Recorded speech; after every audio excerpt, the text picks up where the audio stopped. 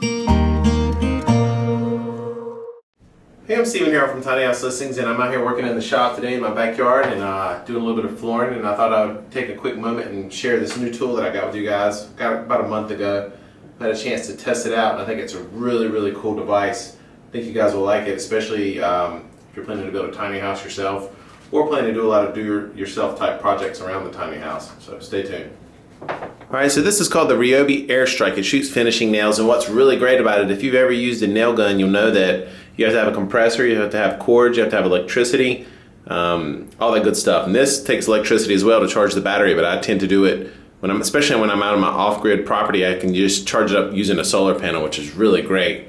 But what's really cool about this, cordless nail guns have been around for a while, but in the past you had to have a CO2 cartridge to actually expel the nail into the wood or whatnot. Well, this has a compressor that's built inside the machine, and what's really amazing about it is the Ryobi claims that you can get up to 700 nails in one charge, and these batteries really don't take a lot of energy if you plan on using a solar panel.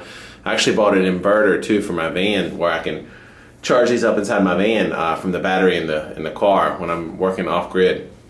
This thing's really cool. You just pick it up and go, and it's good for anything that you're siding, anything that you're building that's not weight bearing, that doesn't require your weight on it. And I've actually used this for the floor as well, since it stays put, just to lock it in place to the floor. And I'll be doing the trim of the flooring as well. It's a really cool tool. It shoots brad nails all the way up to 2 inches, which is pretty big.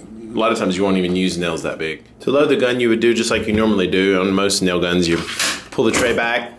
Oops, sorry about that. Slide them in there. Close it shut. Another cool feature of this gun is it actually has 2 settings that allow you to control the depth of the gun. This actually here on the back controls the power. Clockwise for more power, counterclockwise for less. Then here on the side there's actually a depth gauge. So if you're shooting nails in and you find it's going too deep, you can kind of just back it off just a little bit, like that. Or if you find out it's not going in far enough, you just bring it in a little bit closer. If a nail ever gets jammed, you just pull this entire thing back and you'll expose the jammed nail. You flick it out, close it back, and get back to work. If you find yourself working in a low light situation, there's another trigger just below the actual nail trigger, and that will help light up the 2 LED lights on the front. There's also a switch here that allows you to switch from continuous use, and that if you hold the trigger down and you just press down, go down the line, it'll keep tacking in nails, or you can flip it over here and that'll switch it to where you have to actually press the trigger for each nail. I'll show you real quick how easy this Airstrike tool is to use.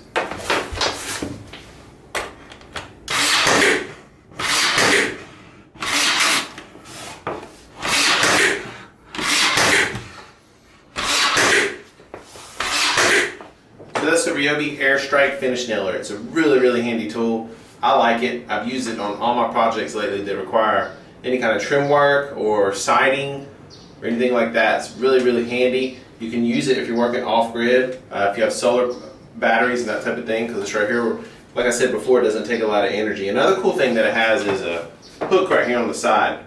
And I like that because if you're ever going up a ladder and you need to have both hands available or take it with you, that really comes in handy.